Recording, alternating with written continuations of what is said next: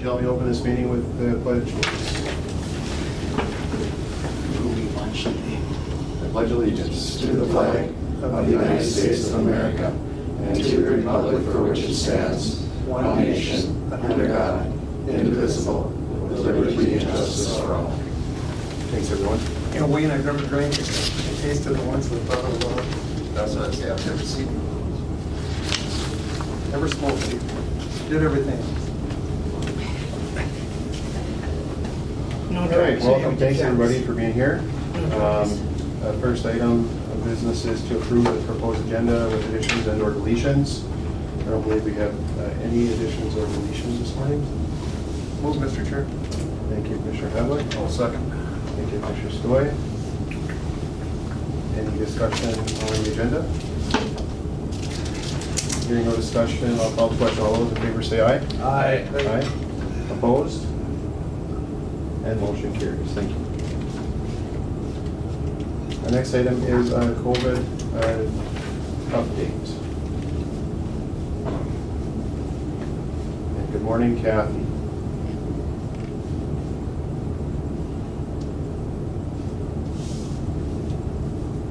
Agent Kathy LaFrance. We can circle back to Kathy if we would like to approve the minutes from the September 14, 2021 regular meeting. I'll make that motion. Thank you, Commissioner Murray. I'll second. Thank you, Commissioner Stoy. Any discussion on the minutes?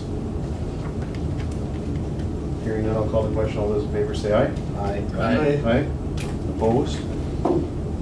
And motion carries. Thank you. Next up, financial business. Mr. Chair, I will move on to approve the courthouse claims, the highway claims, the public health and human service claims, and the one burial. Thank you, Commissioner Ady. I'll second that. Thank you, Commissioner Murray. Any discussion on the claims? Hearing none, I'll call the question. All those in favor say aye. Aye. Aye. Opposed? And motion carries. Thank you. The next item is to approve warrant void. Mr. Chair, I will move on paying the warrant void. Thank you, Commissioner Ady. Second. Thank you, Commissioner Murray. Any discussion on the void? Hearing none, I'll call the question. All those in favor say aye. Aye. Aye. Aye. Opposed? And motion carries. Thank you. The next item is to set preliminary 2022 county tax levy.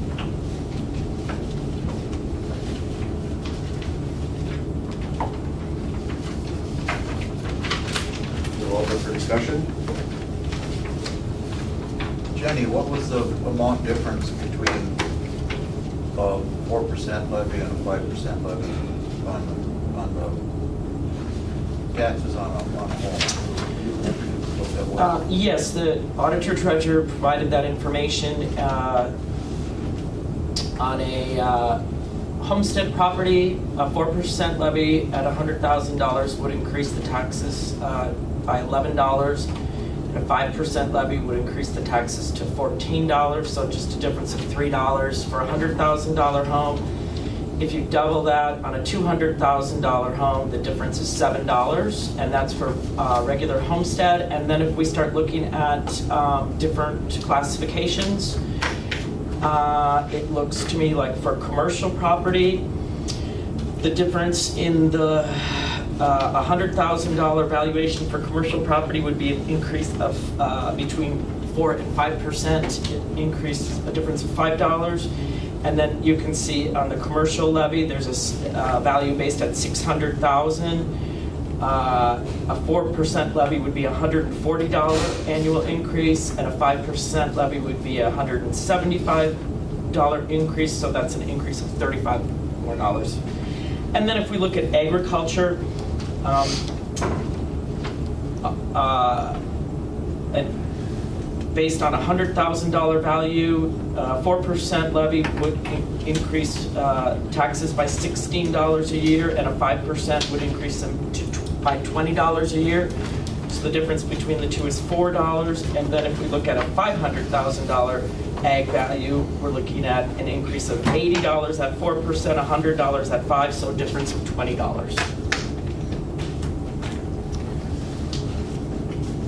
Well, I'm in at 4, Mr. Chair. You may disagree, but I'll put it out there for consideration, so. Motion by Commissioner Pavlik to set the preliminary 2022 county tax levy at 4%. Second. Can I hear a second? All second for discussion on that. Thank you, Commissioner Skoye. Go ahead. I guess when we're looking at the difference on this end between the 4 and the 5 is how many dollars that's going into the budget? It would be an additional, let's see, we got 16, 30, $46,000.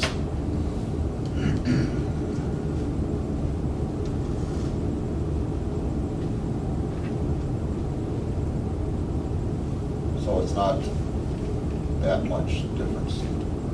I mean, that's. Well, the 1% levy increase is $46,000 because our levy is currently at $4.6 million.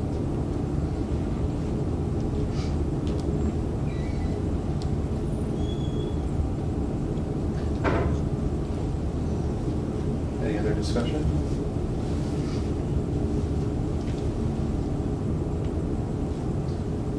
Motion by Pavlik, seconded by Commissioner Skoye, to set the preliminary 2022 county tax levy at 4%. Any other discussion?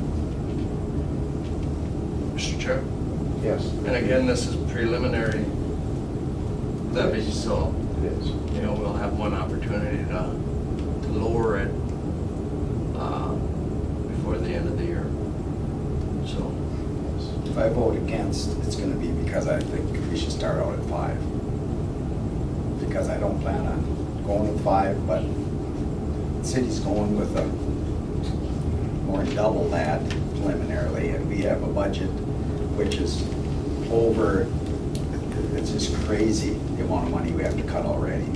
And even with this minimal increase in taxes, we're still got a big job ahead of us. So I would think, that's why I would say at least 5 for now, and hopefully it's not even that high.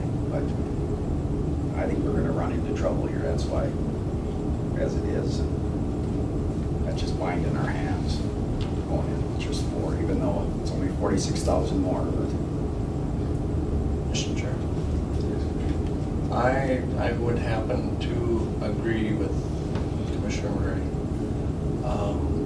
You know, I think going with 5 now, if we need to, we're not done with the budget process yet, but if we're not, if we're having challenging times, by the time we get done with it, if we need to go 5, we can. Chances are we probably won't go 5, but chances are we probably won't go 4. But I don't know if we've ever gotten that high since I've been here,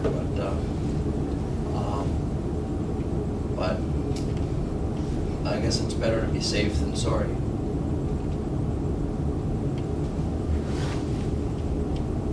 Any other discussion?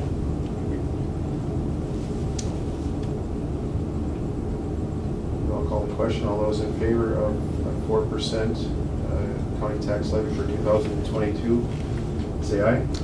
Aye. Opposed, say aye. Aye. Aye.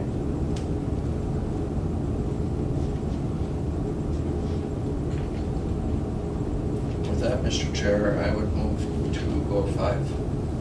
I'll second that. Motion by Commissioner Ady to set preliminary 2022 county tax levy at 5%. Seconded by Commissioner Murray. Discussion? Mr. Chair? Yes. If I may, could we also add to that motion to set the required public hearing for Tuesday, December 14th Certainly. as well, included in the levy motion? Certainly. If that's an December, agreement. what was that? So we have to, we also, when we set the preliminary levy, we also set the public hearing date, and that's scheduled, we've got that scheduled for Tuesday, December 14th at 6 p.m. And normally that's just included in the levy motion. It can be a separate motion if you'd like, but That's fine. I'm Okay, I'm good. okay with All the right. motion. Yeah, me too. Thank you. Is that acceptable to the motion and second? Yep. Yes. And that's December 14th at 6 p.m. that's correct. Thank you. Any other discussion? It's a Hearing none. bit confusing because we're voting on two different things here now. Setting the preliminary hearing and the proposed levy, those are two different items. We can certainly, if Commissioner Pavlik wants to see two separate motions, we can certainly do that. I agree with Wade on that. I think that we might be. Okay. It's, yeah, I mean, we should probably run them separately, yes. It's cleaner. Yeah, yes, I think so. I'm okay with that too, Mr. Chair. Yeah, I'm all right with that.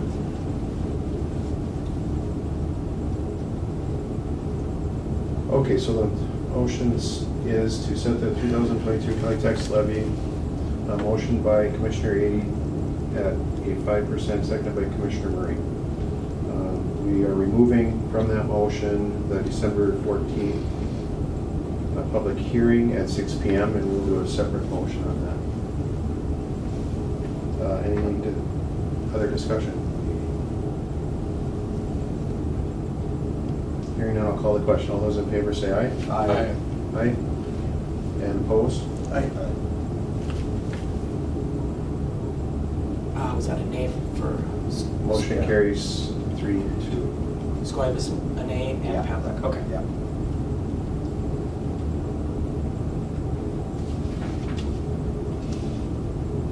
Thank you. Well, we have a lot of work to do too, so this is preliminary, and we have a lot of stuff in the future coming up too, so some consideration of that we have to be looking at as well, and I do appreciate the experience and stuff with this too, and I think we are in challenging times, and I think we will get through it. Well, we'll get through it, yeah. We'll get through it, so it's certainly appreciate everybody's commitment to that. All right, next up is to consider Northholm growing communities. Well, we have to move it. Oh, excuse me. We'll move on the hearing date. Mr. We'll Chair. move the Northholm growing communities to item Mr. G. Mr. Chair? Yes. Should we go ahead and, how about a motion to approve the, I'm just gonna, what I'm gonna do is I'm gonna adjust the agenda to reflect Northholm growing communities as item G, and we'll put okay. succession so far as the public hearing. okay, sorry about that. Oh, that's fine. If that's acceptable to the original motion, Yeah, I'll second Wade's motion. would that be okay, Jen? That's fine. Okay. Okay, so item F will be to set the public hearing for December 14th, 2021 at 6 p.m. We'll accept the motion for that date. Make that motion. I'll second that. Commissioner Murray. Commissioner Ady For the public hearing? for the public hearing. Yes. Oh, I thought we already had a motion. I thought we had Pavlik and Squire on that. I was amending the. Oh, I'm sorry. the, Okay, so we're at, the first is 80, Murray? First is Terry. Okay, and then 80 in a second. All right, very good. Any discussion on the meeting time? Hearing none, I'll call the question. All those in favor say aye. Aye. Aye. Opposed? And motion carries. Thank you. Item G will be to consider Northholm growing communities funding request. This is kind of Commissioner Skoye's stomping grounds. Yes, Renewal. I believe we have representatives from the CETA here on via WebEx, and also some of the members of the Northholm growing community, so. Yeah. I assume that they were going to be here, yes. Yes. Welcome everyone. You got a good group. Thank you for having us. Well, absolutely, you got a great group of people down there. I was able to attend some of the North Home community forward meetings there earlier, and a great group of people. Even in the winter, you have a good group of people there. So you're too cold to show up, and people still definitely show up and care about your area. So, so you want to explain a little bit about what you've been doing down there and what's going on? Okay, I'm Karen Olson. I'm the current mayor of North Home, but primarily today I am the project liaison for Growing Communities. Growing Communities is a subcommittee of Northland Progressive, which is our economic development organization. Some of you may have the letter in your packets, or especially the board, I'm not quite sure how they were distributed, that probably gives a lot of background, but primarily we are trying to move on here and promote our North Home community. We are noticing we are losing our population status of 200, so we're down to like about 150 on the last census. So we certainly need to be working on something, and I think whatever reflects on North Home can also reflect on the county as a whole. We have to all work together. So we have decided over the course of the last 18 months or so that we would like to hire CEDA, or contract with CEDA, which is a Community Economic Development Associate Group. And they have done wonderful things in Itasca County. And we are seeing all those great results, and we would like to get involved with them. And we have many projects that we are interested in doing. Our playground in our city needs upgrades immensely. And we need to be looking at daycare. You can't have people applying for jobs when you don't have care for their children. And I know this is a countywide issue, or if not a countrywide. We also wish to promote our campground more. We are trying to put a city website together. We have an industrial park here that we need to somehow promote more. And we have many other projects too that we are looking at doing. So we are basically asking for monetary assistance from CEDA, or from the county, to contract with CEDA. And I have both Chris and Sarah here with CEDA, and they can probably explain the program a little bit better and see how it can benefit all of us. Welcome. Thank you for your time this morning. My name is Chris Kastner. I'm the Senior Vice President of CEDA, or Community and Economic Development Associates. We appreciate you taking some time this morning to chat with us. A little bit about our organization. We've been around for 35 years. Our mission is to help grow communities, be a little bit more proactive in their community and economic development efforts. We are a private nonprofit. Our corporate office is down in southeastern Minnesota in Chatfield. We serve right now somewhere in the neighborhood of 50 different communities, counties, and organizations to do this work for them. And like the mayor had mentioned, we have been working the last few years in Itasca County in conjunction with Itasca Economic Development to increase the county's connection with some of the more rural, smaller communities throughout Itasca County. And Sarah is with us this morning. Sarah is our team member that works in Itasca County, and like I said, she's a rock star and has been doing some really cool things there that the group at North Home had noticed, and we started having some conversations with them, probably 6, 8, 10 months ago. They have done a tremendous amount of work on the front end to identify some of the projects that they would like to pursue.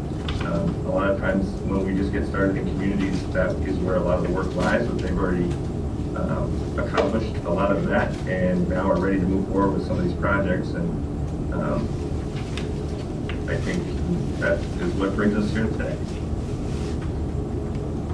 Thank you, Chris.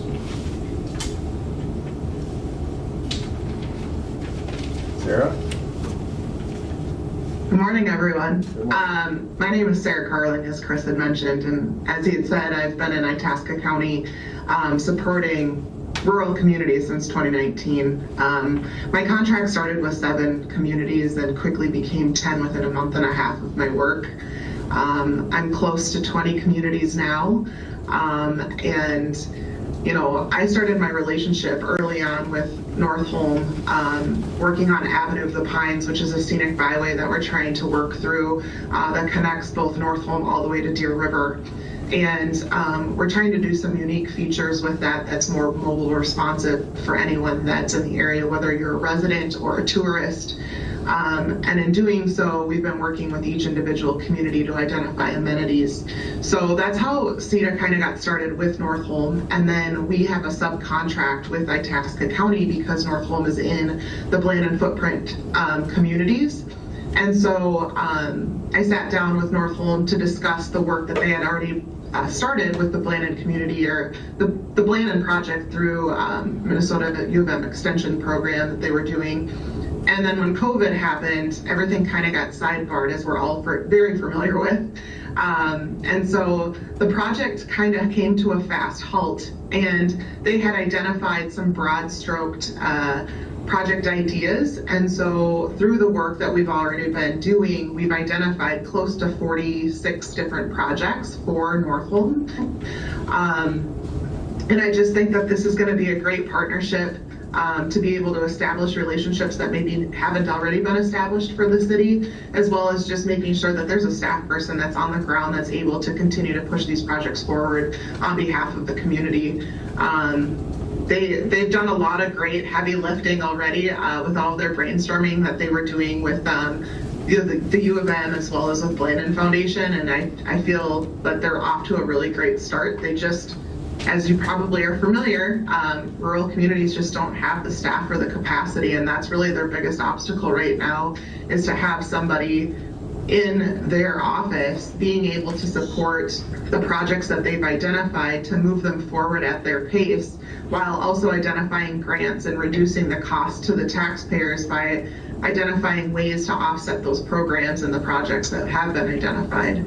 And that's something that I'm very familiar with in Itasca County. That's something that I do on a daily basis, and that's something that the new employee for that contract would also do.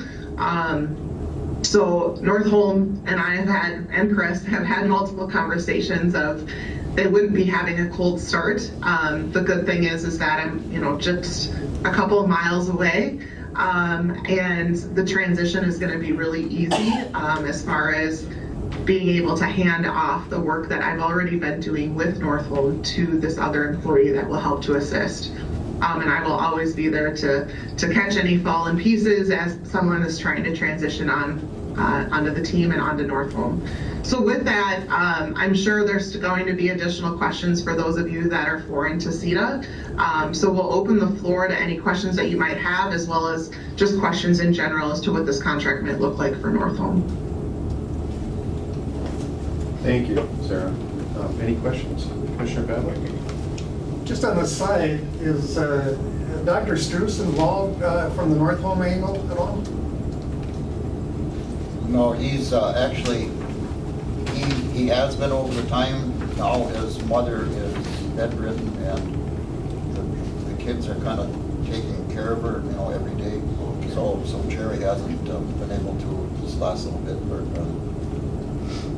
he knows of it and stuff, but it's just that he's got his hands full. Yeah, thank you.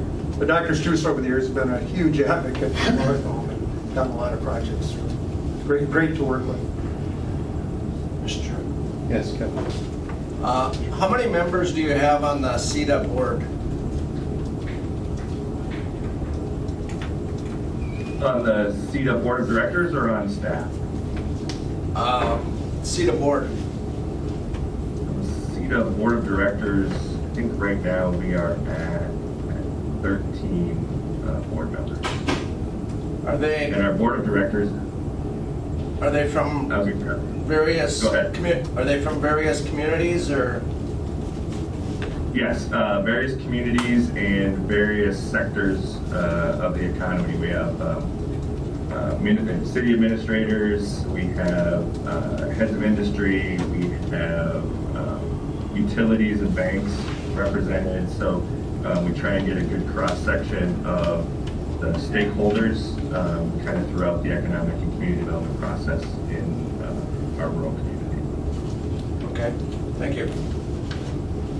And on staff, just in addition, on staff, we have 35 team members on staff. Okay, great, thank you. Oh, Mr. Chair, I was just going to say, when this project started, what, correct me on this, Karen, I thought it was in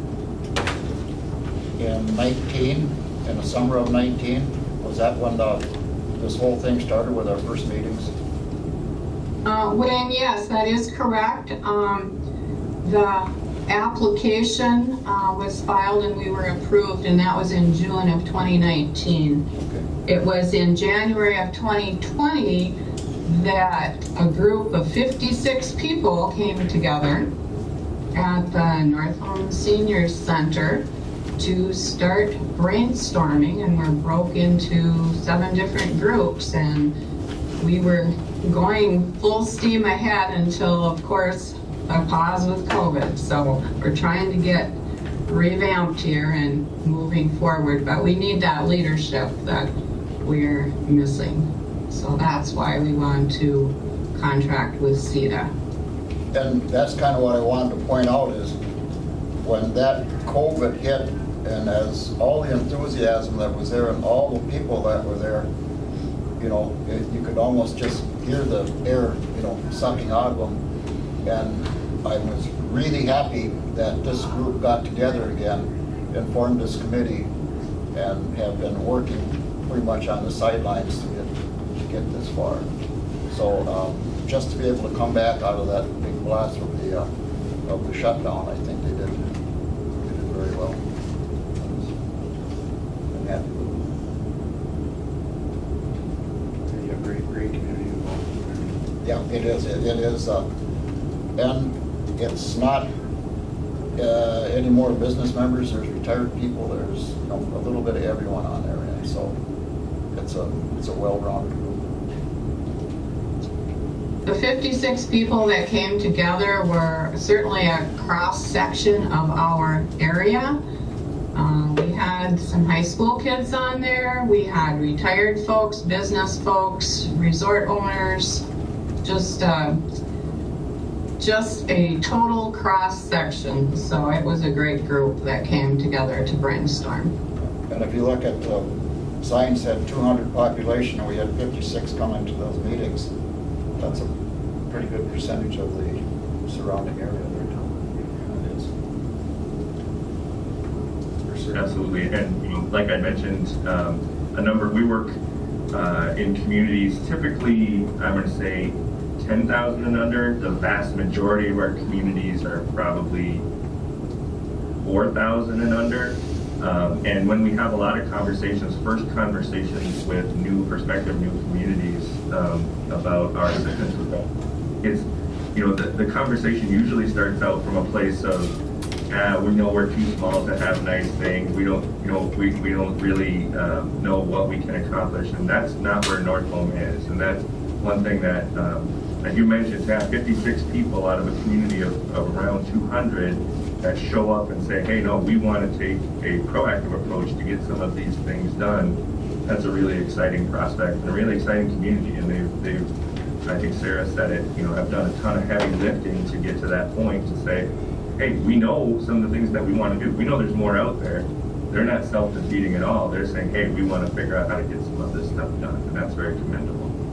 And part of that, I was pointing out the fact that there were people from the surrounding area that were coming in and participating. It wasn't just city residents. So it was a community group, not just a city project. Yes, that's correct, if I may interject here.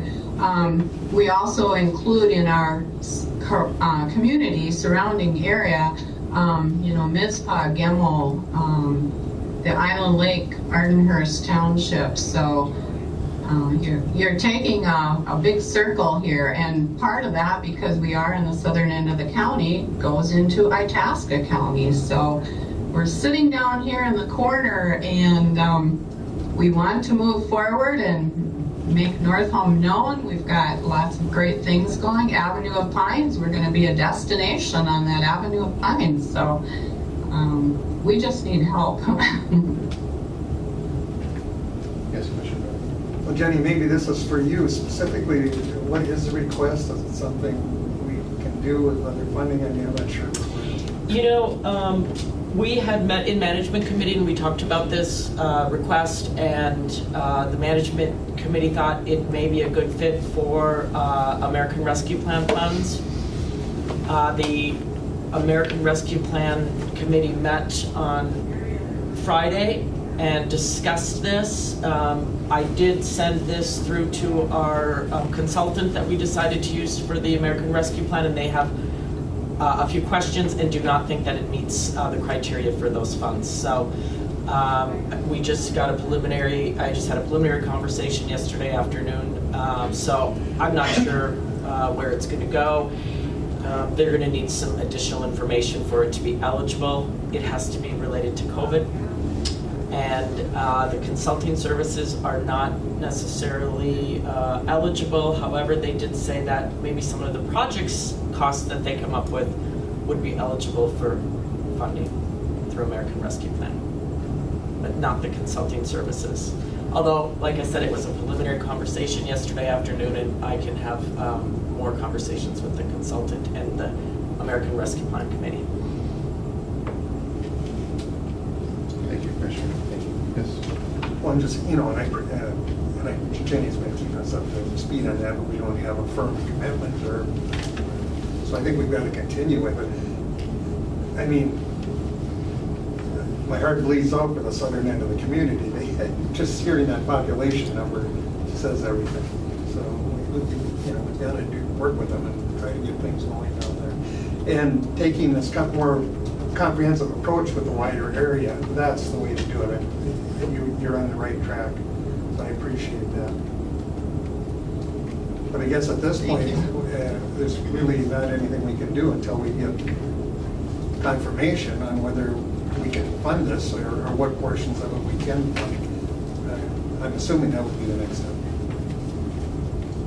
Probably back to management committee, right? I'm not sure where they're Yeah, and some of it's COVID, but then we may have to use funding from a few different sources and not.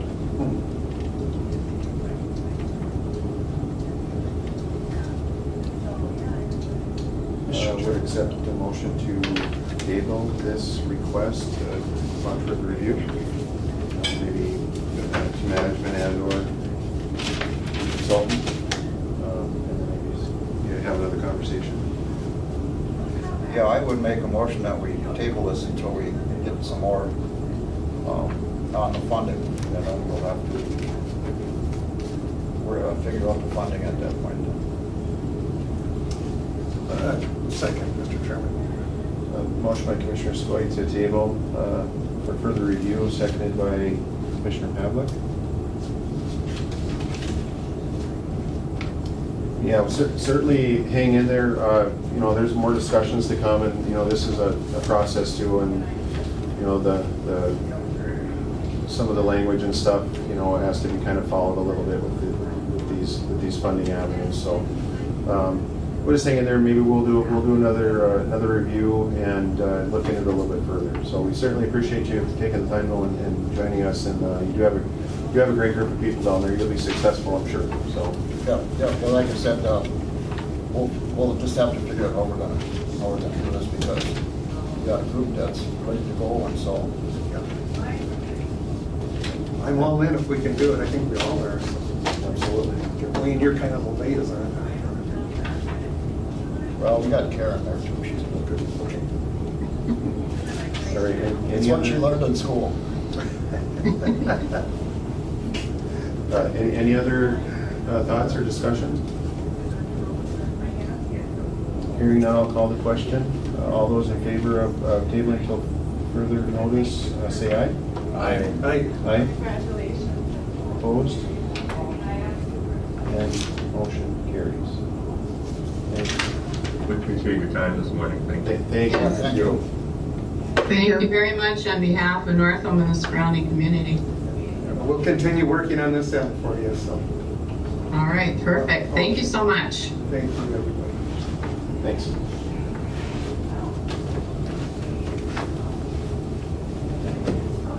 Next up is human resource business. We have a notice of hire. Yes, we do. Just a notice of hire. Shane Thramer was hired as a part-time deputy sheriff with an effective start date of September 20th, 2021. Welcome to Shane. And the next item is to approve a plan of promotion of E911 correction officer. I'll move, Mr. Chairman.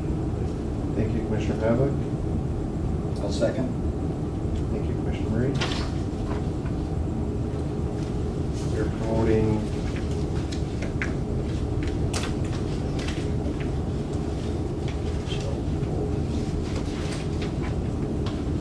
Shelby Walden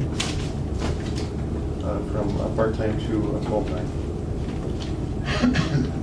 Any discussion? Hearing none, I'll call the question. All those in favor say aye. Aye. Aye. Opposed? And motion carries. Thank you.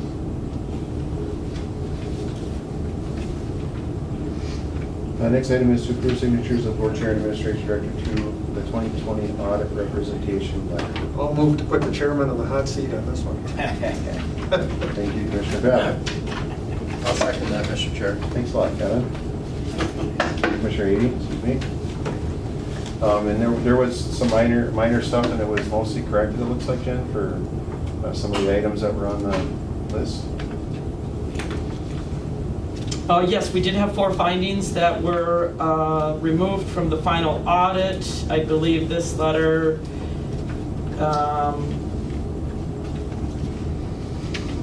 does not reference those, but really reference the process of the audit and to make sure that they've fulfilled their responsibilities and that we agree to that. And I feel they have. It's moving forward. The improvements that were made, it's come a long ways, and so. We'll get those 4 items taken care of. Yes, absolutely. Any discussion? Hearing none, I'll call the question. All those in favor say aye. Aye. Aye. Opposed? And motion carries. And I might as well grab your signature right now.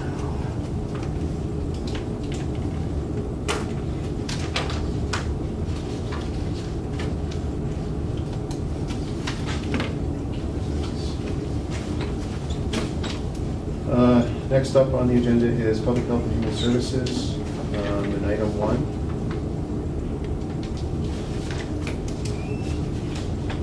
And do we have Kathy? There she is. Yep, I'm here. I did miss the COVID update this morning. I couldn't hear you guys. I guess I didn't know that you had started, so I apologize for that.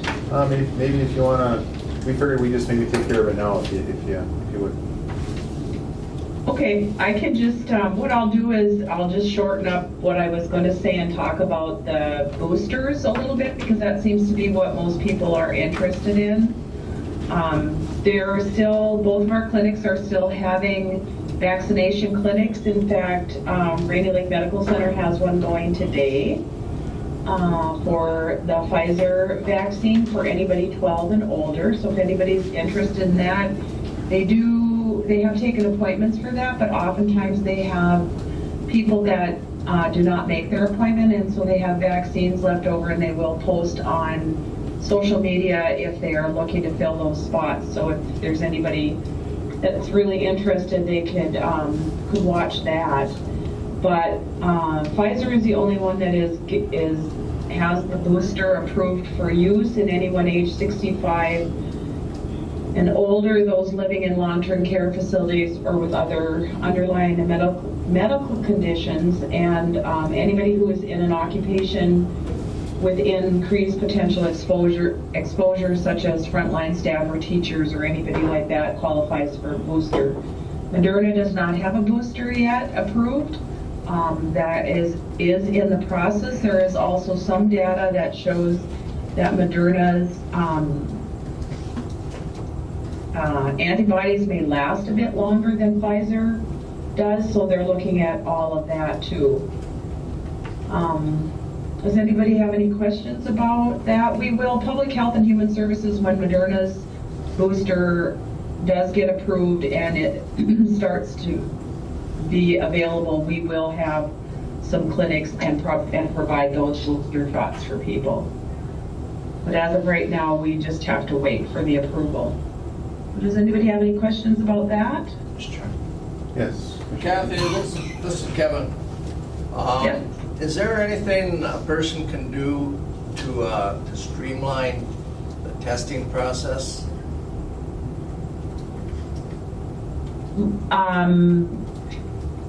Like what kinds of things? What are you looking? Well, make it easier to speed it get up? make it easier to get the test so they can go over to Canada. Well, they do have the person at across from Super One there that is doing the testing for people to go over to Canada. That's a quick test. I believe it's about $89 to have the basic one. There's some other options you can choose, but that is the basic test. Otherwise, both of the clinics are still testing as well, but they're not using the quick test. You have to wait 48 to 72 hours for those results. Okay, now there was something that I read in the last day or two, that anybody getting a test should not have to pay for that test. And we should not be paying for it. Well, you don't have to when you get it through the clinics. But this other person that's doing it, I don't believe they're affiliated with. I know they're not affiliated with our clinics, and I don't know if they're affiliated with any clinics. They do have, I had a thing here with their name, but I don't have it right in front of me. But they have testing sites in Brainerd, St. Cloud, and here. And I don't know that they're associated with any clinic. So I believe that's why they can charge for that. And you certainly don't have to go there, if you don't want to. Are they an approved Yes. outfit to even issue Yes. these tests? Okay. Yes. And there are over-the-counter tests too. I did, because of a question last time, I did research into that a bit more, and there are over-the-counter tests that are quite reliable and accepted. And I don't believe I saw any names of them, but you can find some over-the-counter testing options if you're interested in that. Is there any in town that you know of, Kathy? Boy, I don't know. Okay. I haven't looked to see if anybody carries them. What I think Kevin is saying, it's maybe not accepted by the Canadian Customs. It is though. It is? Oh, you mean the over-the-counter ones? Yeah, Yeah, they may not be. because we've been across, and you pretty much have to have it loaded on your phone to. Yes, they have an application process and everything that you have to go through to meet their requirements for testing. Okay, thank you, Kathy. Just one question, one more, or a couple little questions, Kathy. What's the timeline of the Pfizer and Moderna? Is there a length of time for the booster after you've had your second Yes, anybody who had their last Pfizer shot before March, this last March, should be looking at getting a booster. And then, do they contact the folks that have had that? Do they send them an email or something that No, they are not. My understanding is the clinics will not be reaching out to people to let them know that they can get the booster. That it's just something that people should be aware of and pursue if they want to do that. There is quite a bit on the Rainy Lake Medical site Facebook page regarding the boosters and who's eligible, and of course on the Minnesota Department of Health there's also a lot of information about who is eligible for the boosters and how to go about getting them. Thank you. One more thing, Kathy. At one point in time, they were saying that maybe if you have the Pfizer on your booster should be a different brand or vice versa, because it was covering a few different things. Has there been any more said about that? No, I haven't read anything about that. I don't know if that's accurate or not, or still recommended. Yeah, I don't know if it was recommended or if they were talking about looking at it or something to expand. Well, I know they're looking at lots of different aspects, because there's a lot of studies going on too for people who have a mixture of the vaccines. Maybe they got the Moderna the first time and the Pfizer for their second dose, and to try to determine how long those antibodies last for those kinds of situations too. But there's nothing definitive yet that I've read about that.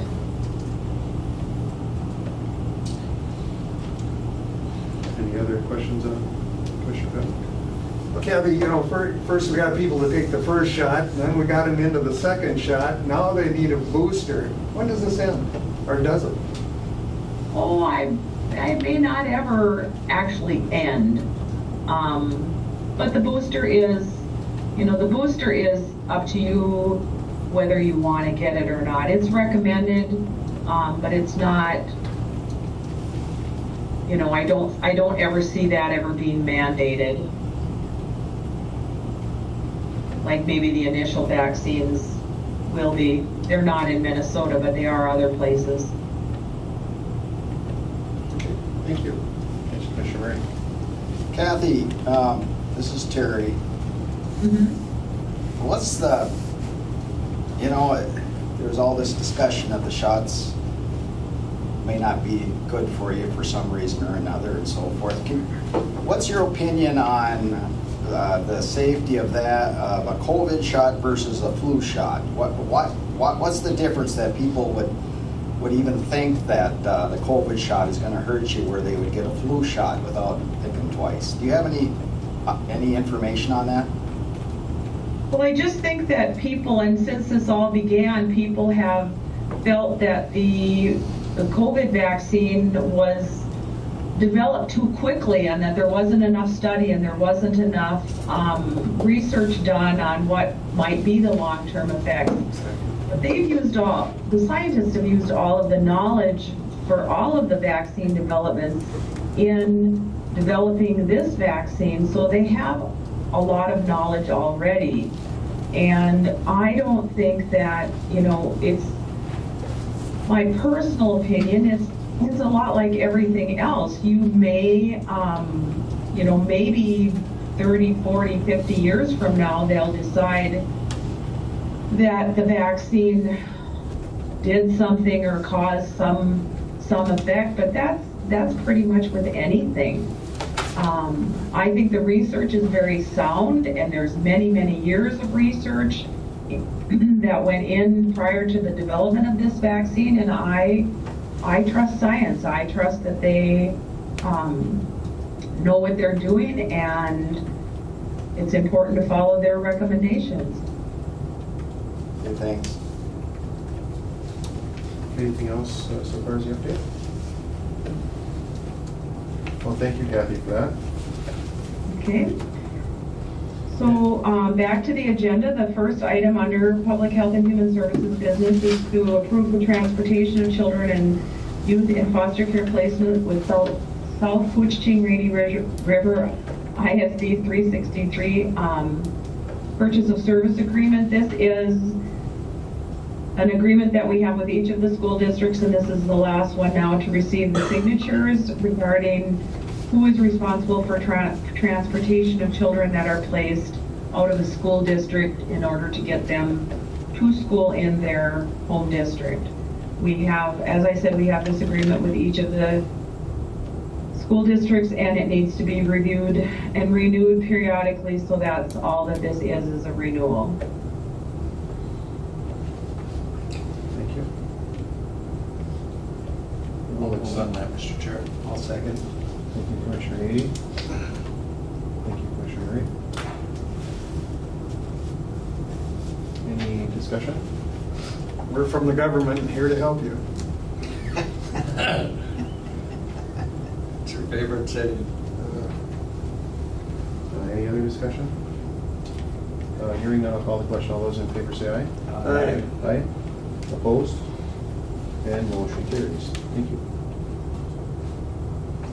The second item here is the approve the renewal of the State of Minnesota County Child Support Program Interagency Cooperative Agreement.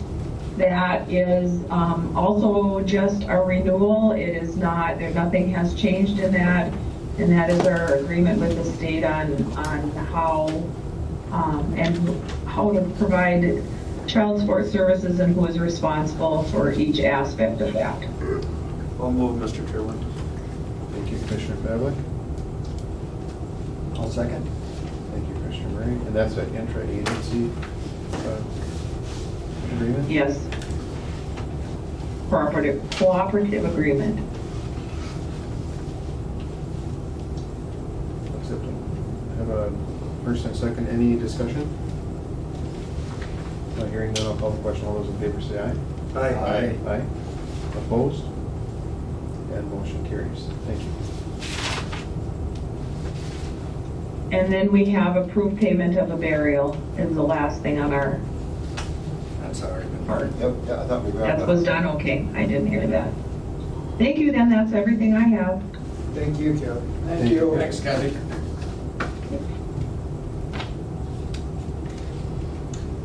Now we got someone we can pick on, Mr. Chair. Ah, there he is. He's a closet case too, look at. Hi, Dean, how are you doing this morning? Push that button, make sure it's green. Thank you. Dean's smart, he grabs a chair and hides in the corner there. Yeah. Just push that button and it'll turn green. Okay. So we have some bids for some door locks and- Yeah, what it is the access control system here that controls our secure doors throughout the complex has failed. And I suspect that it's due to a thunderstorm that we had back in June 9th. I can't prove it yet, but when this all started to happen, I had numerous showings of techs to try to bring it back on board again. I had UHL out of Duluth came up and helped us out. And the first couple of doors were over in the law enforcement area on the west end there were the ones that went out. And so the guy come up and he worked with them a little bit, and by golly, they come back and started to work again. But he went on to tell me that it's got all the characteristics of a power situation or something like that. And I asked him, I said, do you think it's due to this thunderstorm or something like that? And he said it could very well be, but there's no indication of a burned wire or anything like that we could actually nail down and say, this is the culprit here. But anyway, so everything come on board again. He said, don't be surprised if some things don't show up again down the line. And that's exactly what happened. But about 2 weeks later, I lost all the doors in the bottom of the courthouse, the doors to the stairway, up and down. And then, so I called him again. I said, there's more issues here going on. Could you come back again and relook again just to make certain that everything is whatever. And so he said yes. So they came back, and they tried a couple of different parts and things like that, and still no, it didn't respond at all. And so at that point I even had, let's see, after that, then I lost 2 more doors, our secure doors on the east side here, and the glass ones right out in front of the auditor went down and at that point. So I actually had Don Ewald, it was come down to my office one day, and he's the one that installed the system back in 2004. And so I had him sit at the computer, and he tried and tried different things, and he said, I don't know what's wrong here. He said, there's something that's really whacked at this point. And I said, well, I just wanted to make sure that I tried you anyway to see if you could bring it out of it. I did call an insurance company thinking that we should probably investigate the possibility of filing a claim. And so they sent their investigator up here, and I gave him the tour. He sat down, took all kinds of information. We had question and answer period there for all afternoon one day. And he took his findings back, and as far as the insurance company goes at this point, they're neutral at this point. They haven't said yes and they haven't said no. And they did give me the direction that when we do replace the system, to pack everything up and to ship it to them. And then they would have their investigators actually tear into them and see if they could see if there was any electrical issues within it. So that's kind of where I'm at with the insurance company. And so then at that point I started the process of gathering some quotes and things on replacement of it. And in your packet, I know that you've been given that, and I'd like to walk through some of these proposals so you have a better idea and a better understanding, some pros and cons with it. The first proposal that came in was from UHL. These are the guys that came up and did the servicing for me and like that, and I have them do other things. They're familiar with the building and stuff like that. And as you review this proposal here, it's probably the most expensive one, to be honest with you. On this proposal, you should know that there are no fobs included on this. That would be all extra. There's no cabling involved or addressed. There are no IP addresses, etc., network connections and things. All that would be extra on top of the number that you're seeing there. And then looking at the company, they're 3 hours away from us in order to get support quickly in the event that there are issues with one of the system again. And then also with this proposal, there are some limitations on how many doors on the system could be added to it. And Jackie and I, she's helped me with this as well, and we felt that it was really important to think off into the future about what could be coming around the corner, and so that it's probably wise to get a system that has a lot of expansion with it and ability to accept new and upcoming things. And I'll get into that as we're going along here too.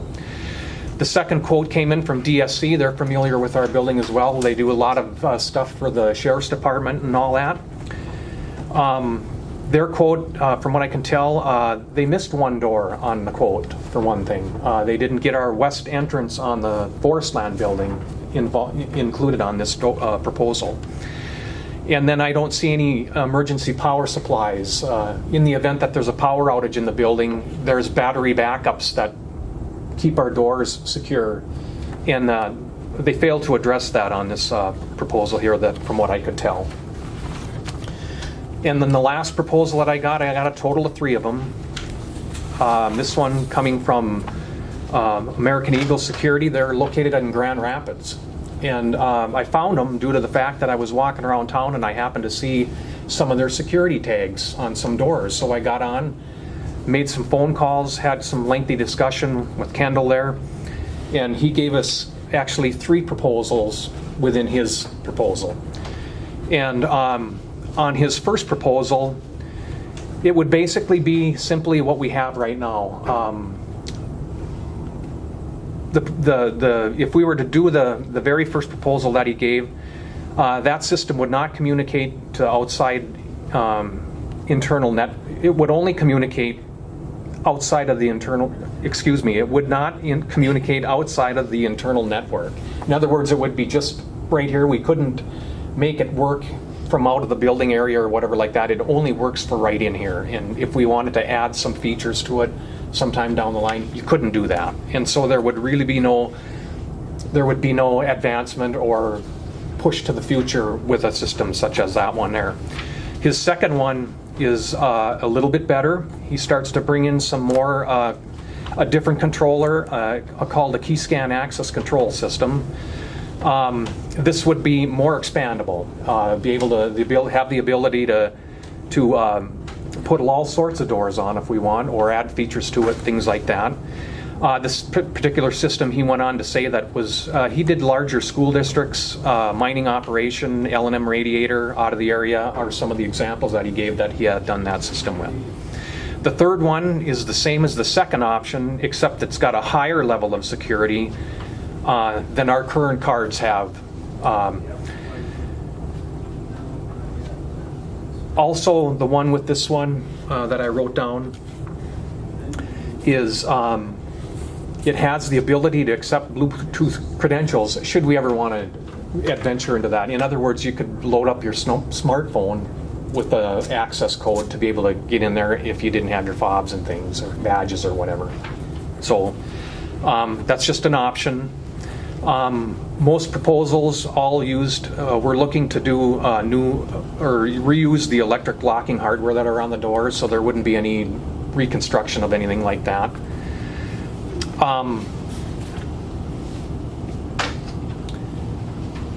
Just making sure that I touched on everything here. The American Security includes all the cabling. There is cabling in their quotes. It's very expandable. There's almost expandable to no end. I mean, you could have thousands of doors you could put on this particular system, or hundreds of controllers and access groups and things like that. It would be unlimited. That's where the problem that we had with our older system. We were coming to the end of the ability to switch over, get into different access groups. More security for the court system was a huge one. We had to completely redo that on these openings so that not just anybody can walk around through the judges' chambers and stuff like that. So the Bluetooth compatible with the devices for those. This particular quote included all new cards for us. And currently we're running about 188 fobs and about 60 badges. Most of the badges are over at Forestland. If we were to accept one of his proposals, and we're going to get into that here shortly here, it would give us an option to be able to move away from the little key tab fobs.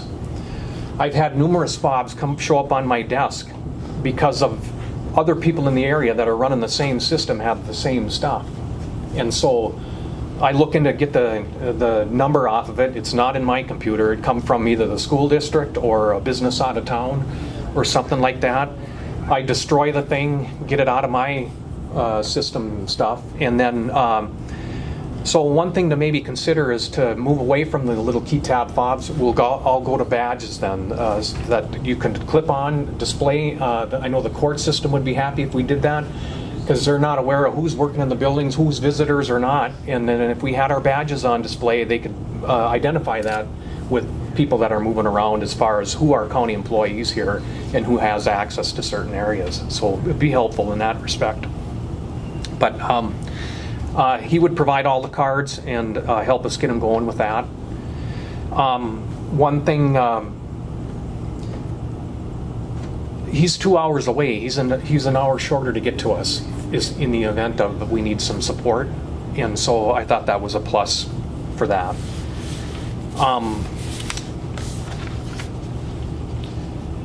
There could be an added expense that was not included in any of these proposals here, and that would be just us. I know that Janelle prints all the badges for Forestland, so if we were to move into the badge, getting all badges for this new system, we may have to look at including an updated printer that could print out and do a good job on issuing those badges for everybody's departments and things. So I don't know what that would cost. I don't think it would be crazy terrible, but just a new machine to be able to print these things off and laminate them or however they do it. So Well, long story short, what would it cost? And I'm prepared to make a recommendation on board questions, if you will, but I'd like to hear from the board if there's any questions that you might have. The UHL estimate is $42,645 plus all the cablings and things that need to take place. DSC Communications is $35,250. American Eagle Security, their lowest base option was $15,625. The second proposal he made was $24,505. The third proposal, $30,595. And I was wondering, does anybody have any questions and anything at all? All these bids that you received, Dean, includes the courthouse and Forest Land, right? Correct, yes. Yes, Kevin. This includes Forest Land too. Forest Land was unaffected by the event that took place. Their system was up and operating just fine. But if we're going to move into something that does a better job for us, we've got to change it all so that it's all the same for us on both buildings. We can't be running two different systems, would be a nightmare. So we're looking at doing Forest Land as well. Thank you. And none of these quotes include the cabling? Yes, the American Security does include cabling in theirs. Okay. The other two do not. Okay, thanks. So clarification, Dean, this is for this complex and the Forest Land complex is the separate, would be separate item? No, this is all together as one, yeah. This is Forest Land building and our complex here, the complex being the Auditor Judicial Wing here, the Vintage Courthouse, and the Law Enforcement Center. Just a question on on using your phones in lieu of fob, is that something that we know about, or do we have to have any type of policy? Yeah, that's just a possibility. We wouldn't be venturing into that. That's just an option that the system would be able to do.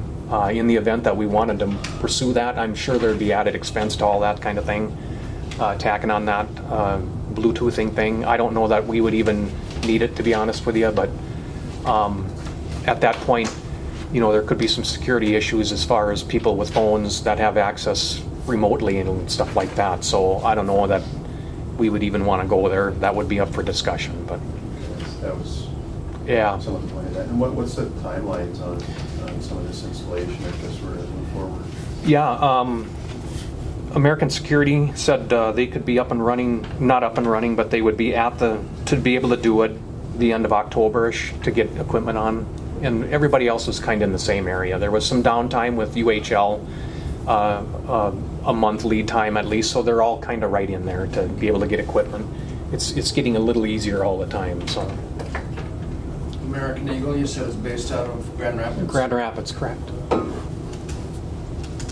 And which you're recommending, which bid are you recommending? Yeah, I've had discussion with Jackie on this, and we sat down and we weighed all proposals, and we are leaning toward the American Security quote number 3 is the one that we would propose. I think that's the best way to go for the future.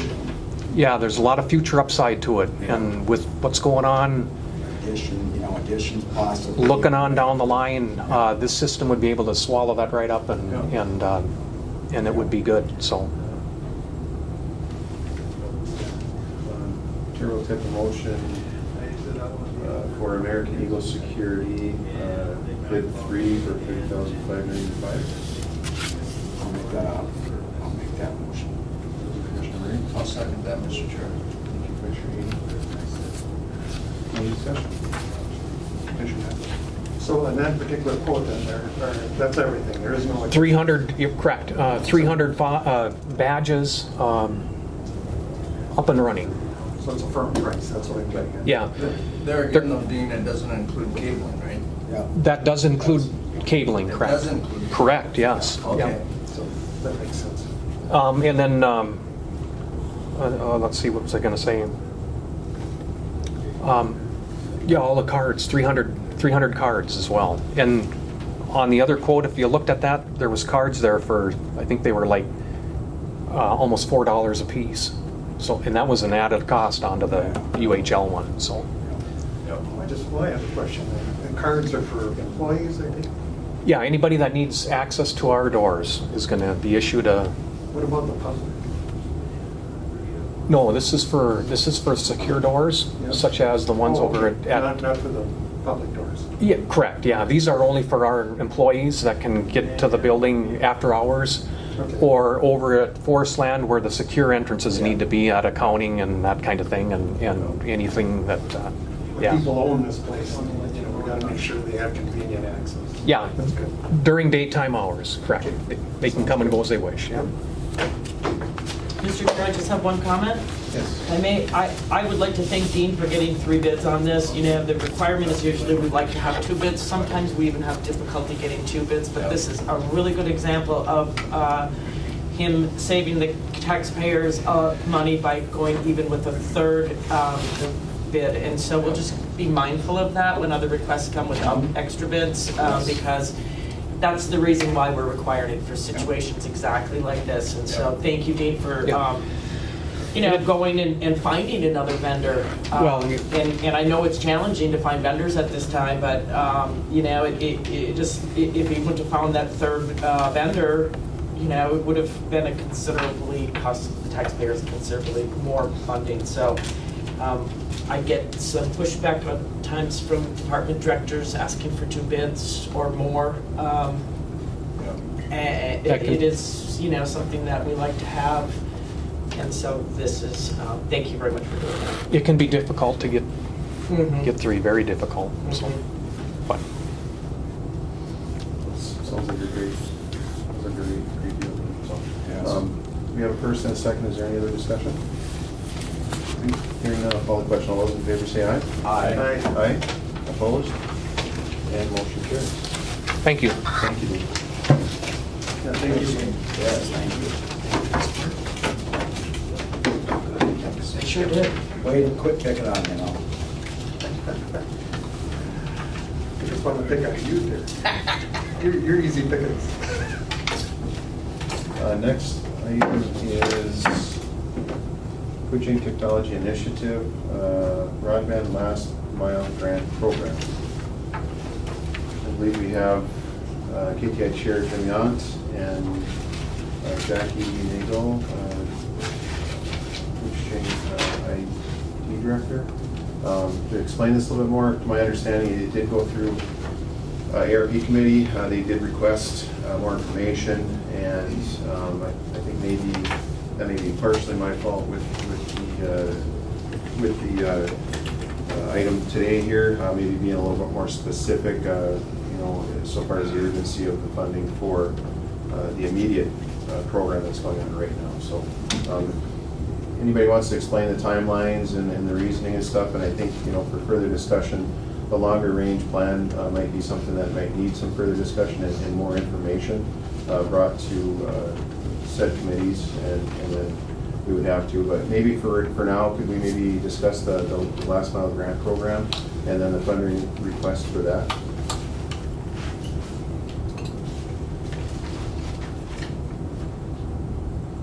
Can you hear me, Jim? I can. Didn't know if that was a question to the board or a question to me. Yeah, I'd be happy to discuss the big picture overview of the plan, and Jackie may be able to answer any details I don't provide as far as the detailed data we gathered, in part through speed test funding that the county contributed funds towards, where we got granular data per customer on what speeds they were experiencing, and also on any finer details of the proposed grant program as outlined in the that you guys should have. I'd like to start with just a brief overview of the last couple of years of broadband advancement in the county, because it's the context for this. We've had a rough couple of years overall, but as far as broadband in Koochiching County, we have had a fantastic year or two. There's 3 major projects that are coming to fruition now, all kind of simultaneously. The largest of these is the Paul Bunyan Communication $2.5 million project, which wouldn't have happened if it weren't for the groundwork that we did through KTI in setting broadband priorities, our set recommendations for primary areas to address in the county, and also the county itself contributing $20,000 towards that project, without which I don't think we would have done state and federal funds that help make that happen. So thank you for that. And it's going to provide easily the fastest internet in the county to those who currently have the worst internet in the county. We're looking at speed increases from 5 megabit to 1 megabit download, maybe 1 megabit upload if they're lucky, which is enough to do email and not much more. Simple websites, no video, no real participation in the digital economy, all the way up to roughly 2,000 times as fast with speeds around the maximum speeds currently around 2,000 megabits per second, also known as 2 gigabits per second, with expected increases up to 10 gigabits per second, which is pretty much fast enough for just about anything other than running a data center, which is, of course, a major operation. Meanwhile, we helped work with Mid-Continent Communications to build a business relationship with North Star Electric, and they are currently working on installing their normal cable internet, which is very good, on County Road 103 in South Jackfish Bay. That involves a number of important technical and regulatory challenges to cross Jackfish Bay.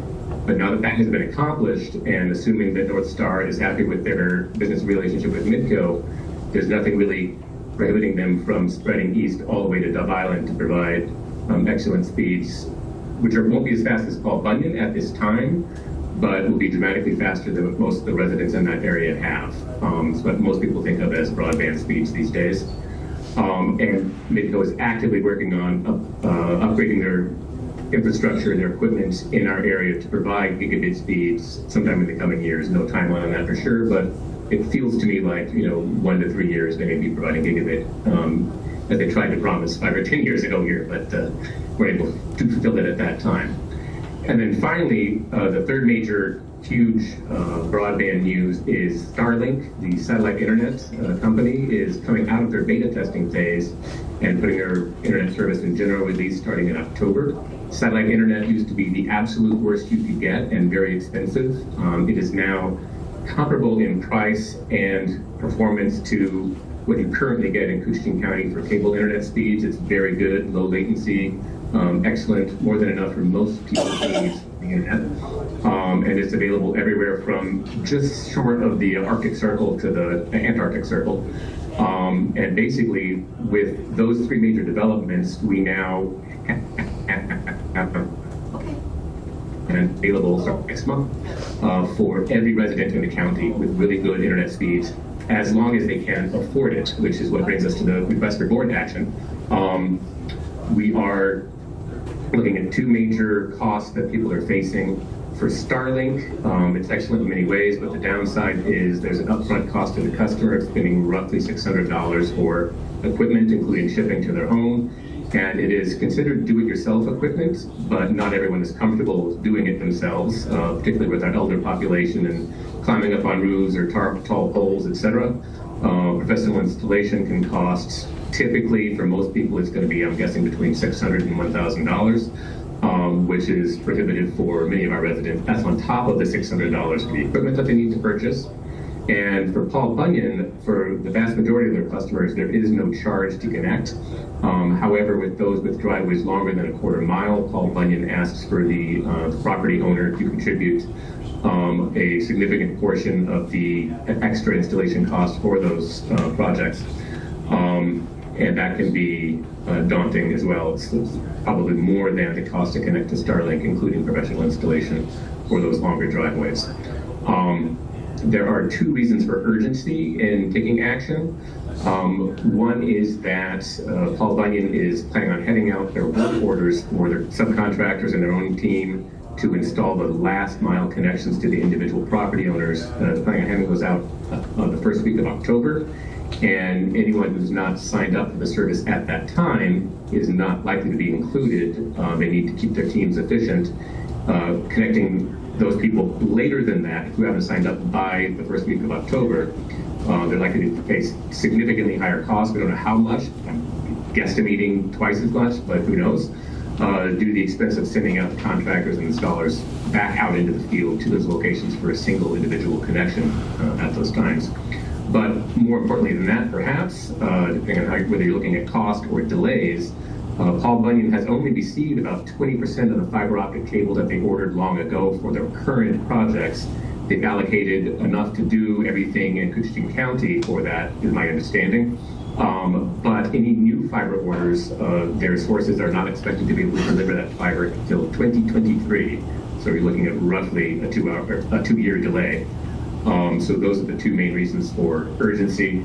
And as I'm sure you've already read, in short, what we're proposing is that the county allocate $30,000 a year for this year and the following 3 years, 4 years total, of the ARP funds to help defray the cost to the customer, the residents of our county, where those funds could be used for up to 50% of the total project cost, with a cap of the county paying out with ARP funds $1,500 per connection.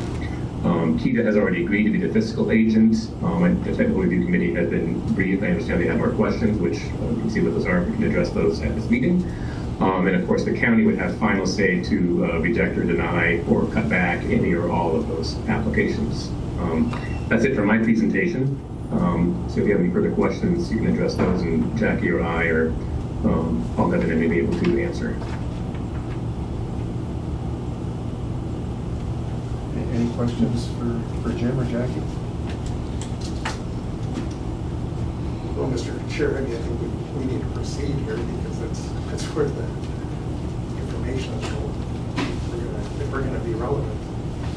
Well, one thing I'd like to add, if I may, I know this RVA request for the 120 maybe perhaps needs to be vetted a little further to the ARP committee, and I don't want to circumvent that process. I appreciate that process and respect that process. However, we believe, our committee and KTI believes that this last mile grant program for the Paul Bunyan grant to get this fiber to the home would meet the requirements for speed and latency, and would get us there. And I think that does kind of is the true essence of the program. I think that's the essence of the program. What our intentions at least are as a committee is to get these people fiber to the home. And I know Jim and Jackie and the KTI and Paul all worked real hard, along with the ISPs as well, kind of giving us information on we need to move this forward. So Jim, if I'm correct, is the actual funded amount, if everyone were to, say, hook up that wants to, would that be $16,009 request? And that would be the 50% match of the ARP funds. Check might be better able to answer that, but my understanding is that we're looking at a maximum outlay per year of $30,000 of the funds from the ARP, which if each of them is maxed out at the $1,500 would be 20 connections. Jackie, am I correct on that, or can you elaborate? Yeah, I think that what Commissioner Schulman is asking is for the immediate need for the Paul Bunyan project area, using the 50-50 cost share with a $1,500 max for grant support. The total grant dollars would be $16,009. That's more or less that's the urgent request should meet the Paul Bunyan emergency as a subset of the total amount we're talking about. Yes. Now, with the understanding, obviously, that this needs to be vetted with the consultant, is that correct? Should obviously go through the consultant and the ARP committee again for a subsequent approval. But I do think we need to do this. I think we'd be holding up progress at least till 2023, and at least for the residents that are involved. However, we have this last mile grant program. Now that does include other ISPs and other types of providers, correct? Yes, it's not specific to any carriers. We know the most about the cost needs for connecting to Paul Bunyan and Starlink. I don't know if any Midco customers in that potential expansion area would potentially have additional costs, but it's not tied to any particular carrier.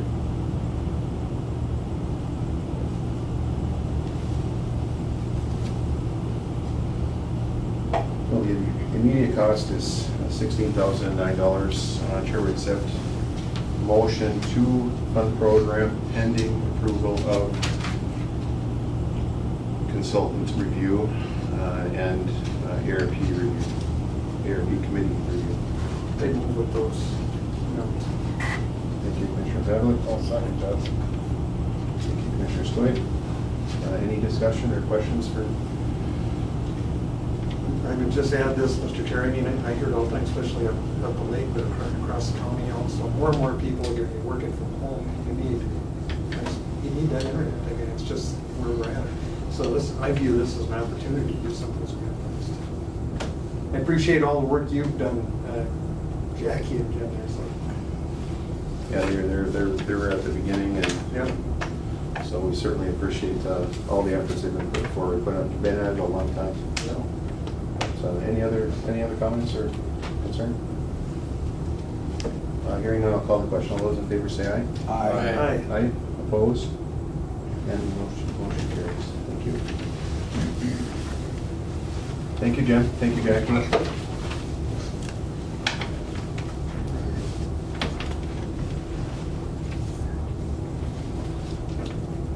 Next item is highway. To approve this 332 Highway 53 intersection improvement preliminary design contract. Hey, Dave.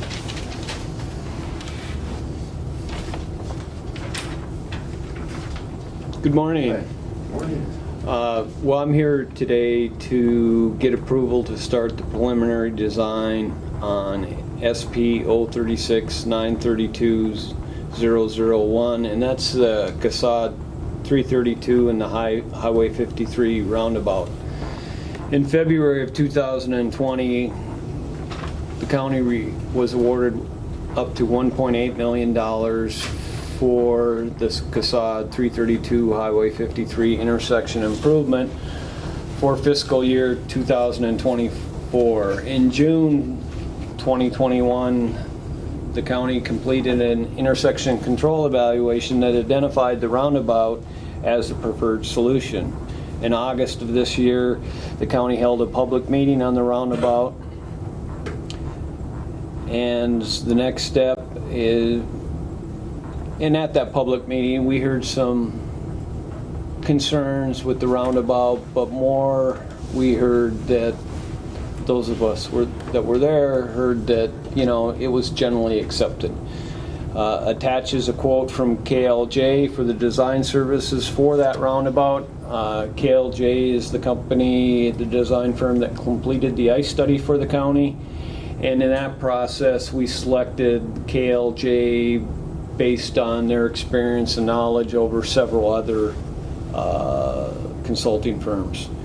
The quote for the entire design is $324,777. The cost for the preliminary design is $164,740. The county highway department would like to sign a contract for the preliminary design and not to exceed $164,740. The preliminary design is expected to be completed in the summer of 2022.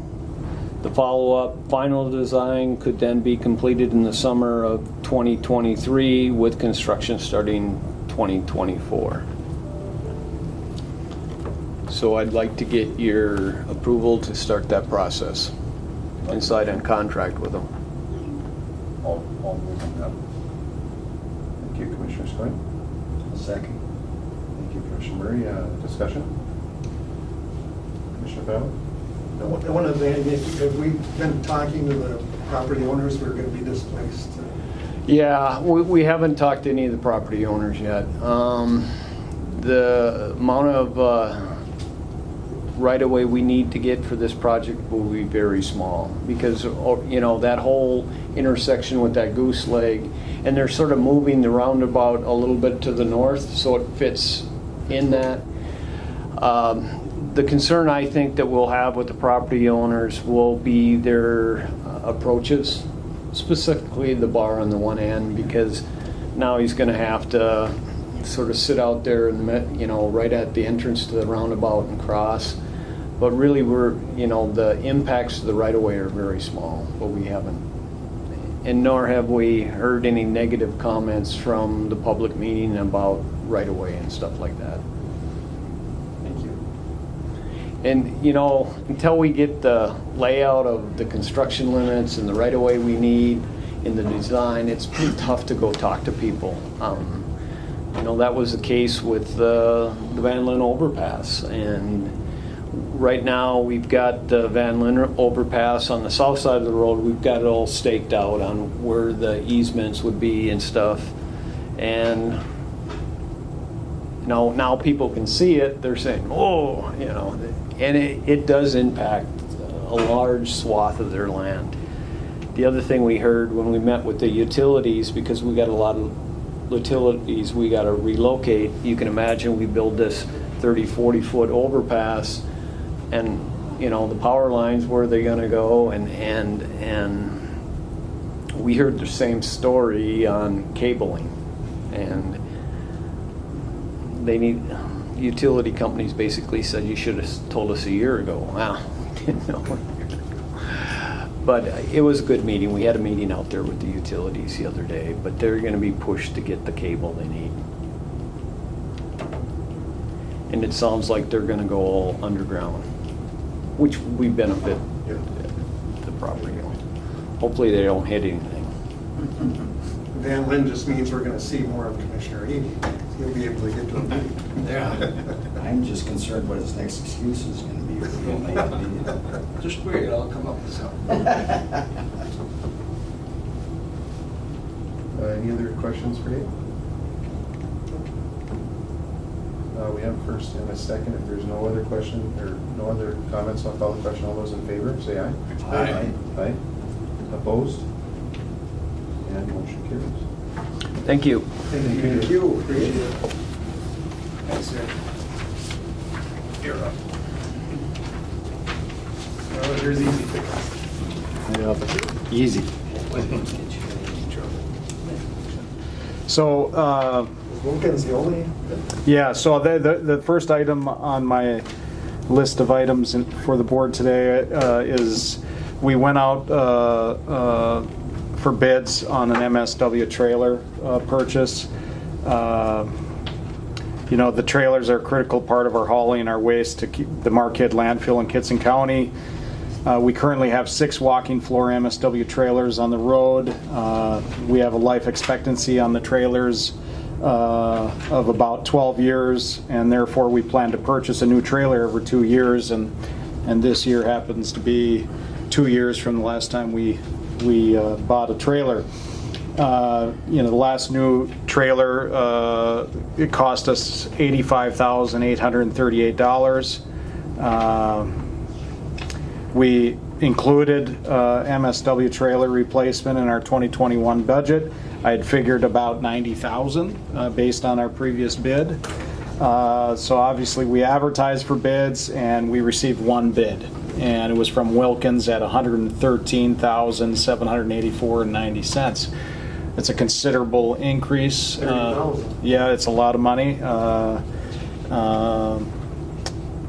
And so we didn't budget for that amount, number one.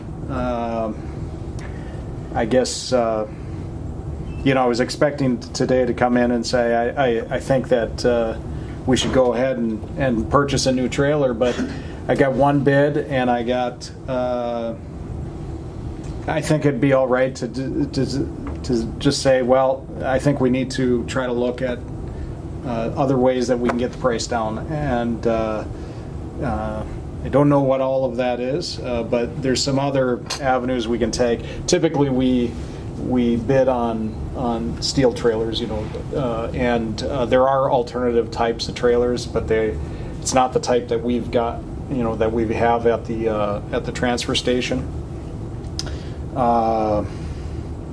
And there's a reason. I mean, if you have this similar trailer, when you run it into our scale in the pit, we know what that weight is on the trailer. If you have various different types, it makes it a challenge for the operators to understand. They have to understand what that total weight is when they go out on the road, and so it confuses it a little bit. So we like to be consistent, but because of the pricing, I think we need to consider alternatives. It may be that we go with something like this, but I think I need to look into alternative types, and so that's.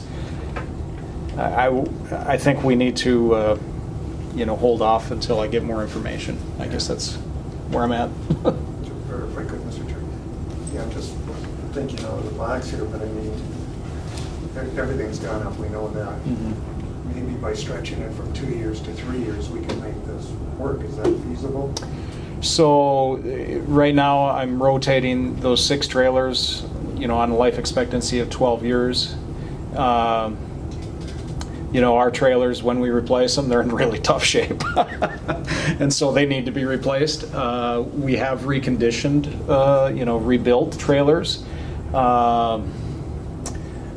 Again, that's a bid process, and we'll look at that. I was looking at this particular trailer to replace because I wanted to take the oldest one and replace our walking floor trailer that we're using for hauling like appliances and that kind of thing. And I just got a call from our hauler.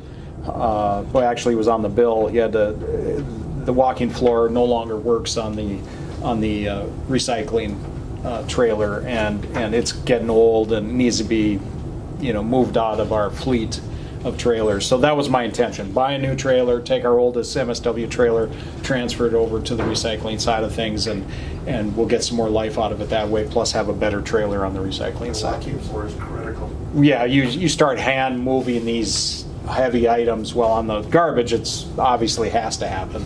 And then on the, when they're moving appliances, having a walking floor is a big deal, so. We have Earl Boyum hauled our last one, and he had to help unload a load of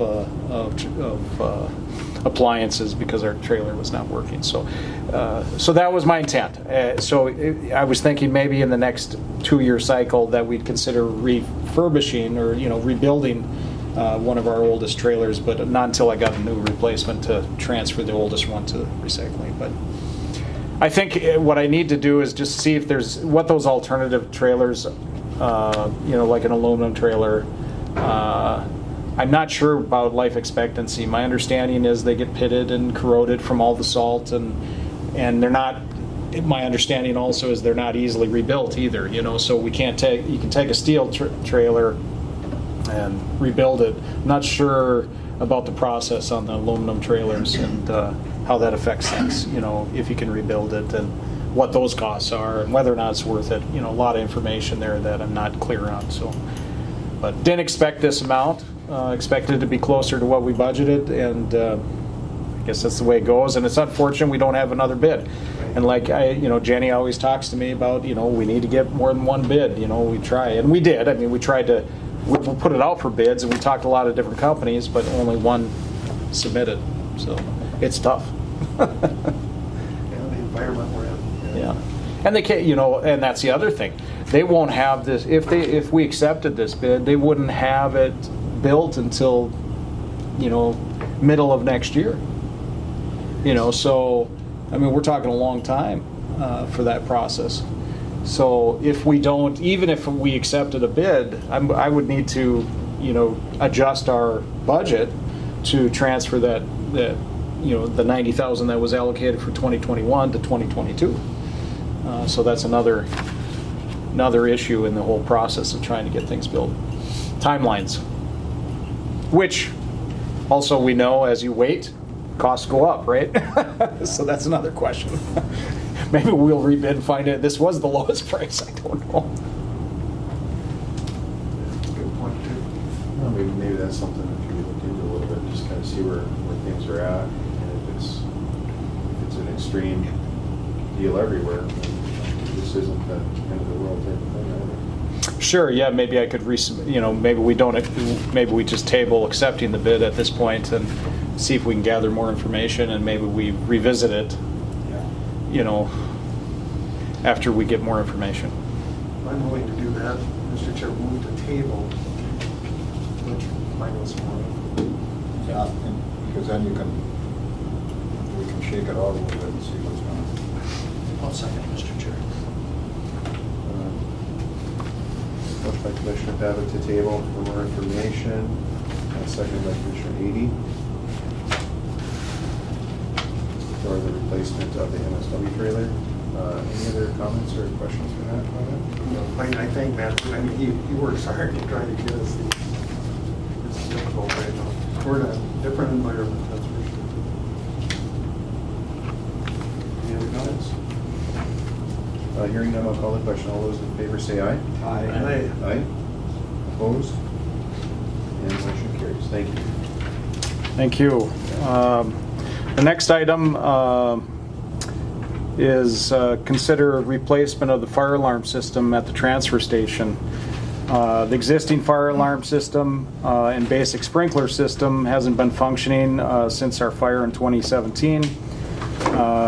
We have obtained 2 proposals, one from ESC Systems from Proctor, Minnesota, and the other from LVC Companies, Hibbing, to replace the system. ESC provided the low bid at a total of $32,373.42 plus tax and any additional electrical costs. I reviewed both proposals with the fire chief, Adam Manassa, which was very nice. He took some time to spend to review that information, and you know, he felt like you know, both quotes from both LVC and ESC were, you know, covered what we needed, and he felt both companies were good. I did talk to the school district because they just had LVC replace a fire alarm system, and they were real happy with LVC and thought they were great, but I feel comfortable with either company, and I think ESC was the lowest bid. I don't know what that electrical will cost until they get into it, and you know, let the electrician know what they need as they're going along. I won't know that. LVC had a not to exceed budget item of $15,000 on the electrical. When I spoke with ESC Systems, they said they didn't think they'd need that much, and LVC didn't really think it would be that much, but they wanted to make sure they covered the total amount. But that's just to give you a sense of what that additional cost, and obviously tax. If, you know, we'll have to pay tax on that. But we got to have a fire alarm system out there. It's very important, and so I'd recommend, you know, the proposal from ESC Systems to move forward with getting that installed. Oh, one other option on, you know, when I talked to both companies and the fire chief, so in the original design we had a sprinkler system just in that lower level, and if there was a sprinkler system throughout the building, it's because of the fire, it's only down in those 2 rooms down in the recycling area. There's 2 separate rooms, kind of the office area, and then where the water main comes in is kind of a mechanical room. So that area has infrastructure for sprinkling, and in both quotes we just are going to energize those 2 rooms. ESC put in their bid that they'll have it set up so it can be expandable if the fire, you know, if the state rules require us to sprinkle the whole building someday, they'll have it set up so it can be expanded. But it's just there's 2 rooms down below that would have this sprinkler area. If we wanted, it's not necessary we do it. We could take that out, and that would save us on LVC. It would save us $5,600. On ESC, it'd save us $8,200. If you took those out, LVC would be at $31,630 and ESC would be at $24,209. So even if you take that part out, ESC would still be the low bid. But I would recommend moving forward with the total package, including that little bit of sprinkling. We have the infrastructure. I think it makes sense to have it done. Question, Mr. Chair? Yes. And when would they be able to do that? Hey, that's a good question. So both companies felt as long as they get supplies, which they believe they can, they'd have it done before the end of the year. Trust me. Yeah.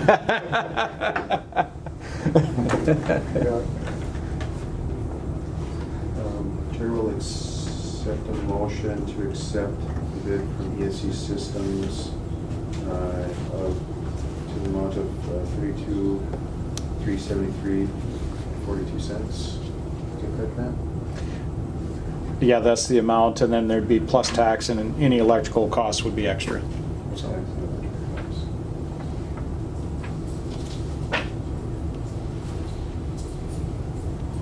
I'll move, Mr. Chair. Gotta have it.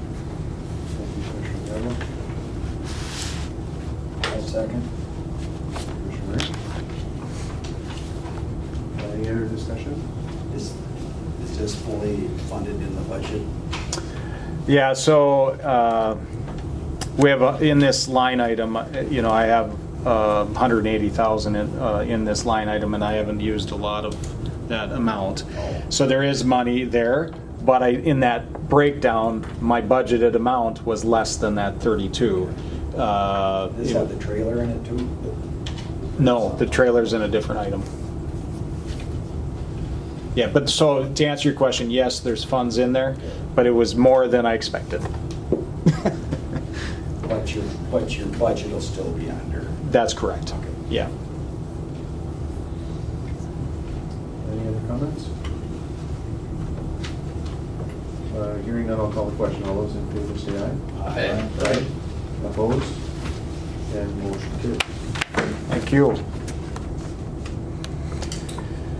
I don't think we can take much more of them here. It's costing us a lot of money to make this thing. Well, so the next item I have is related to the Voyageurs National Park Clean Water Joint Powers Board comprehensive plan.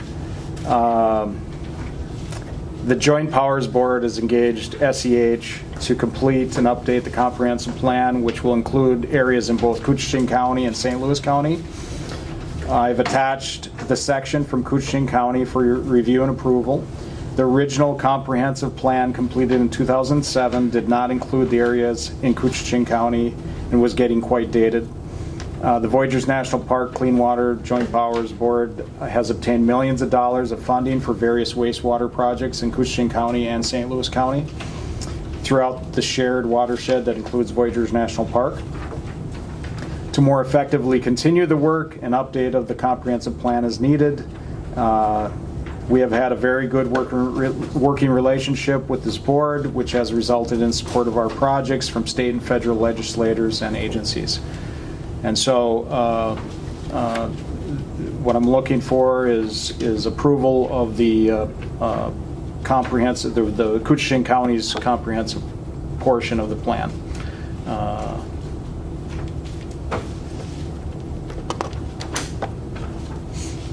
Is there approval, does it commit us to any funding, any funds to do these projects? Yeah, that's a great question. So no, it does not commit us to anything. What it does is lays out a roadmap or a picture of what may be future projects in Koochiching County. It allows the Joint Powers Board to develop a comprehensive plan that includes our area and also the areas in St. Louis County. And what they'll use it for is when they go in front of the state and federal government to ask for funding for particular projects, they have, okay, this is different areas within our areas of interest that we want to do projects. And we have,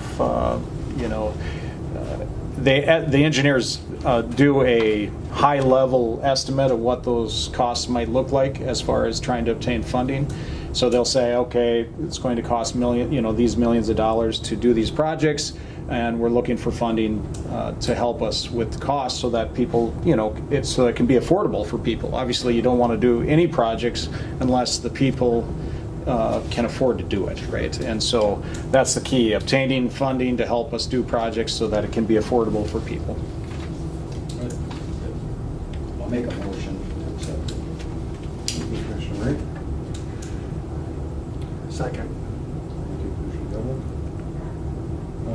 And this is part of a joint venture with St. Louis County as part of a comprehensive plan. Long-standing, this goes way back to Congressman Oberstar, who got us, at the time I went to Washington, came back with a big check. I mean, he was wonderful.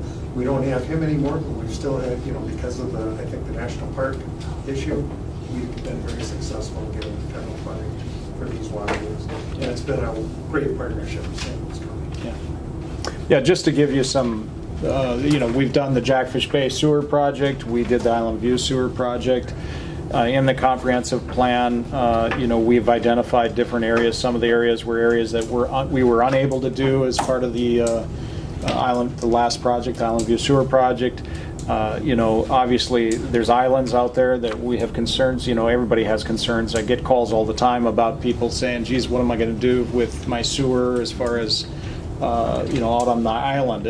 They're worried about pumping, they're worried about a lot of different things related to that. So, finding solutions is really important, and then trying to find funding to help with the cost associated with those solutions is critical, so that it can be affordable for people. Any other comments? Well, and on top of what he's discussing, we've done a lot of projects in the handicap program area too. Ash River, we're working there. I mean, it's a comprehensive approach to, for the future to keep clean water here, so.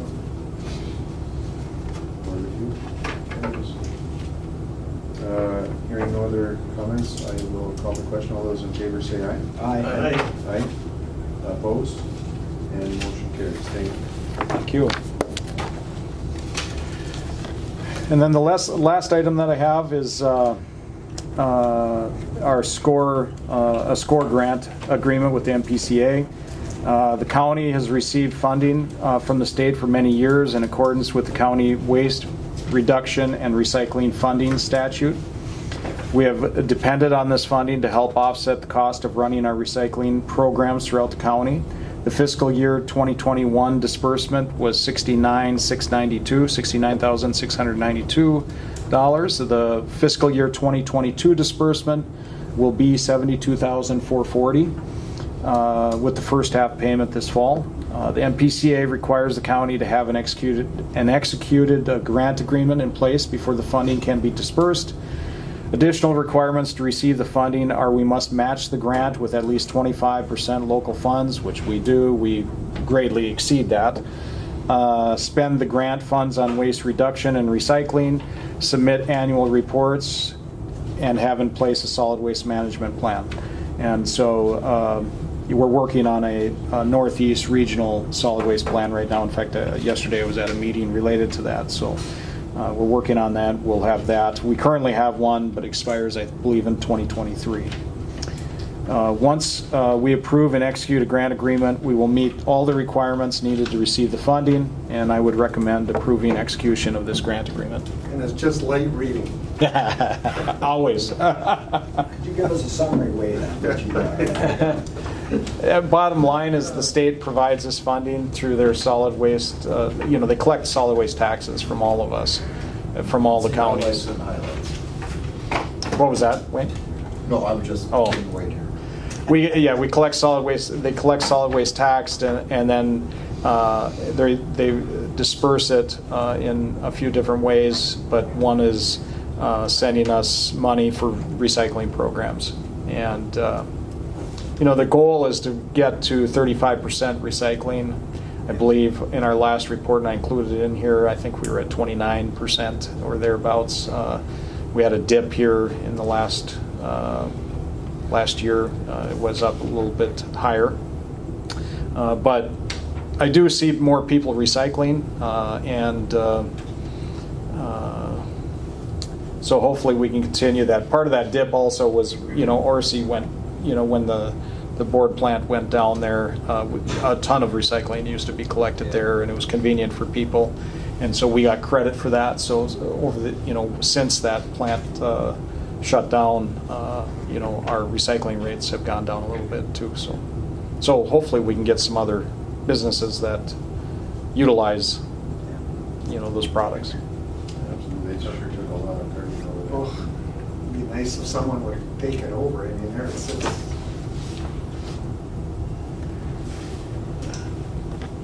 There we go. Accept a motion to authorize Matt to enter into the SCORE grant agreement. I'll second. Thank you, Commissioner Ady. Thank you, Commissioner Murray. Any other comments for Matt or questions? Hearing none, I'll call the question. All those in favor say aye. Aye. Aye. Opposed? And motion carries. Thank you. We still like you, man. He works very hard late at night, I'll tell you that. I got a feeling he was thinking about this trailer probably all day yesterday. Got a couple more gray hairs. At this time, our meeting is for public comment. Is there anybody here for public comment, in person or virtually?